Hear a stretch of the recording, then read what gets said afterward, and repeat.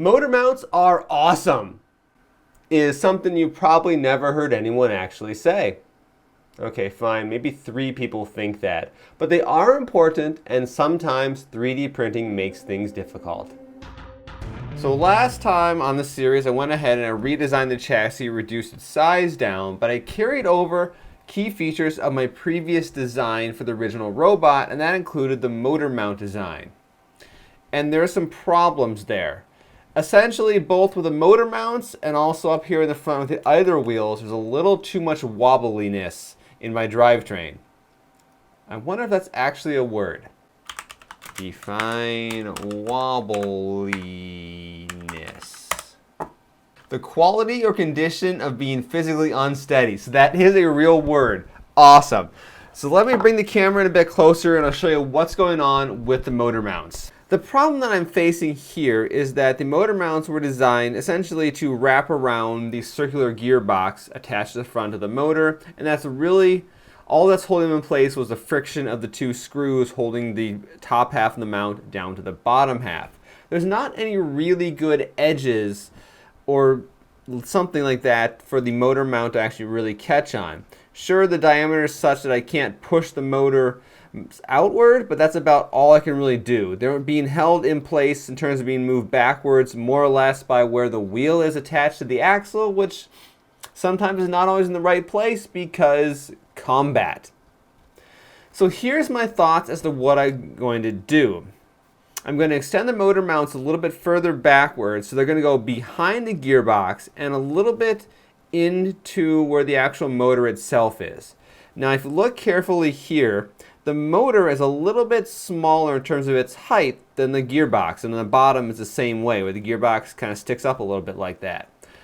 I can go ahead and create a 3D printed piece that's going to match that entire shape right there, which will not only hold the motor mounts from being pushed outward, but also will keep them from being pushed too far backwards and kind of lock the whole thing in place a little bit.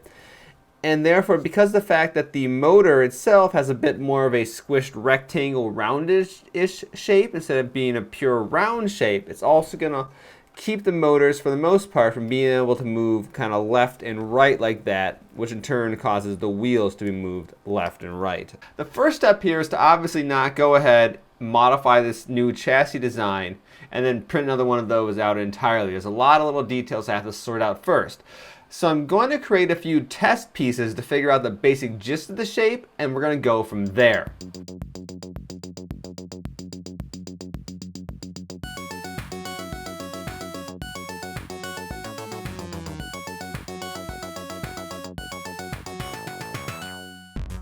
Now at this point, it's a lot of kind of refining things down. So I changed the motor mount part that I currently have on there and extended it back a little bit, so that way should, at least in theory, wrap around the entire gearbox. In fact, I'm looking at it right now, it's a little bit long, so this piece here has to be moved back in maybe a 1/2 millimeter or something like that. And then, purely by chance, from an old version of this robot, way back when I first made the thing, I already had a piece that was the shape of the motor, so I went ahead and tried to fit that with the motor, and it seems to be okay. But like I said, there's a little bit of space that I probably need to work out. So what I'm going to do at this point now is go back, do a few more revisions of these 2 pieces, and once I got something that feels pretty good, I'm going to combine them together and start making a kind of test final motor mount.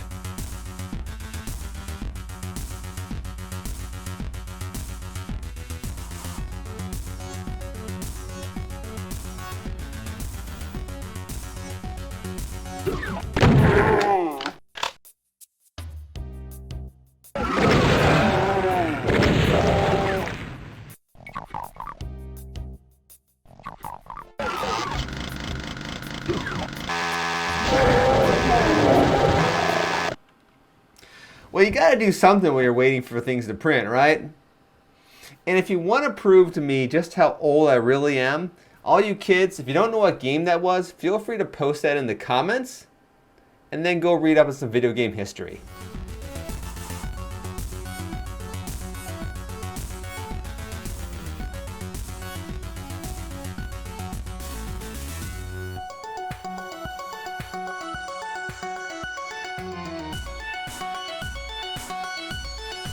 We're a little bit longer along the journey of getting closer to our final pieces. I've got another set right here. And I've pretty much mostly just been adjusting the diameter of the gearbox section as well as the very minute sizing of the motor section. Because one of the problems you run into, as I know I've mentioned this before with other 3D printing projects, is 3D printing is approximately precise. Due to settings in the printer, nozzle stuff, how the extruder craps out the plastic. That's an unfortunate imagery. All those things kind of combined is you get something that's kind of maybe within a 0.5 millimeter-ish of precision. So even what you think is correct on your CAD program, it's not going to be that exact same size when things are printed out. So there's going to be a little bit of trial and error to get like diameters of the gearbox and whatnot figured out and getting them matched correctly. So that's really what I'm doing at this point. I'm just going back and forth, making a few modifications, testing things out. I'm getting close. There's still a little bit of movement. I'll have to do another close-up shot. But there's still a little bit of movement here in the back of the motor. And also in particular, I can still rotate the motor a little. Of course, I did that because I wasn't clamping things down on the way. But there's still a little bit of rotation in the motor. Because I should mention one other problem I had, because the fact that only the gearbox was clamped, is that the motor itself could rotate and turn. Like we'd fire out the motor, or maybe when it's pushing another robot, the motor itself will start turning instead of just purely spinning the wheel, so you're losing power transfer, and I'm sure other bad things are happening as well. So I'm really close with this here though.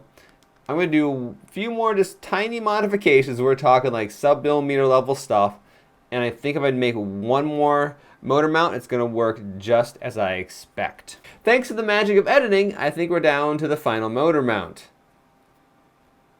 And I can just tell when I put the motor in the bottom half here, it fits really, really snug. So let's try the top half as well. Okay, yeah, there we go. That's definitely a lot better. If I try to rotate the motor, it's like 1 or 2 degrees of rotation. Not very much. That's not going to be an issue. And yeah, the motor itself is not moving at all if I try to move it around. So I think I've got my final size for the motor mount. So now what I got to do is go back in, take these pieces here, merge them in with the existing chassis, and I think the next time I print up the entire chassis, I should have a nice working pair of motor mounts. Okay, so I'm going to call the motor mount situation resolved. What I want to do now is talk about the idler wheels. And this is just a little, it's not as bad as the motor mounts. There's a little bit of wobble there, just a little bit, and it's more annoying than anything. Mainly what the problem becomes is if the wheels start like moving back and forth like this, it's going to increase the chance, especially if there's any damage to the system, of the belt slipping off. So you're going to lose the whole 4-wheel drive capability.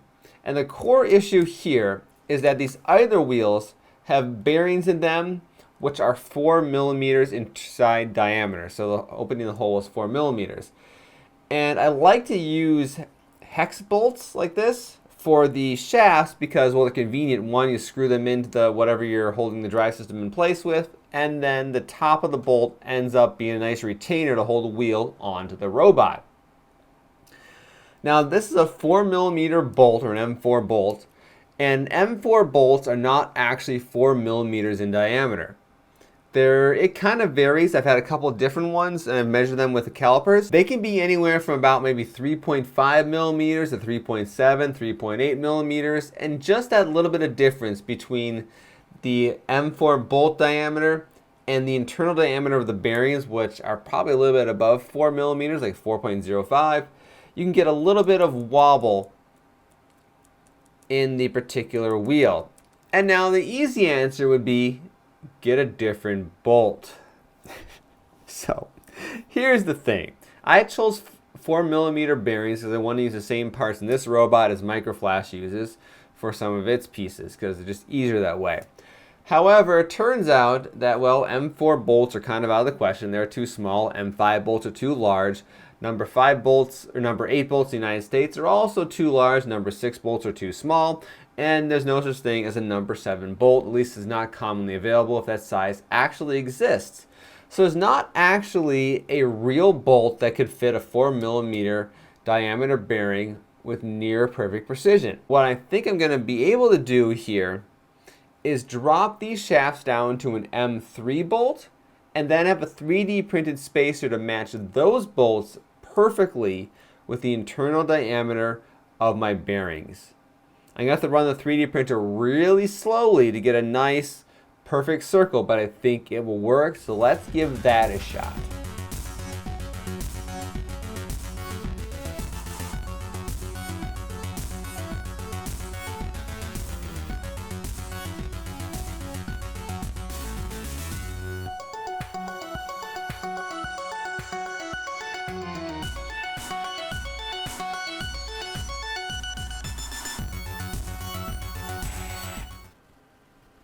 I think I've got a slightly less sketchy way to do this. That's a fail. One more fail to the list. Well, that certainly took a lot longer than it should have. Here's a short story of more or less what happened, because I've got about maybe 15 or so test prints right here and a bunch more sitting over here to get things correct. Now, inside Blender, the size of the object there was different than the size of the object as it appeared in Cura's preview mode after the slicing has been complete. And then on top of that, the actual 3D printed object, well, its size was different than either of those two values. And making things even more complicated and worse, the bearing insert here, when I make a size adjustment inside Blender, it would only allow me to do kind of large macro size changes in Cura based on however math its slicer thing did. So I can only pretty much increase or decrease the size of things by about 0.5 millimeters, which would go from an insert that's too small to an insert that's too big. What I ended up having to do is make something in Blender that's pretty close to the real size, and I just had to start tweaking the scale factor inside Cura to get it to the correct accurate size. So between the model and the scale factor, I need to print this piece out at exactly 106%. Yes, it's that precise. 105%, it makes it too small. 107%, it doesn't fit through the bearings. All right. So that did a fair bit of getting rid of the wobble. Now, unfortunately, there's still a little bit of wobble in the either wheel here because apparently the bearings, well, there's a little bit of slop in them and how they fit into the idler wheel itself. But that's going to be for a different day. It's probably the same basic problem I just solved, just a little bit different. So I'm not going to rehash that for the next, I don't know how long, trying to figure that one out.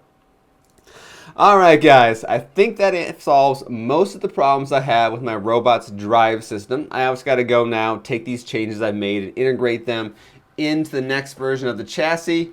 And I will do that some point in the not too distant future, because the next step is going to be to start working on the front end here and build a more powerful weapon system. But that, like I said, is going to be for another day. So thank you guys all for watching. I'm Jason, the creator of the Tabletop Battlefield, as well as Team Rocket Robotics. And yeah, we'll get this robot finished up some point soon. It'll be a lot faster than how long it took for me to build it. So yeah. Anyway, I'll see you guys all next time.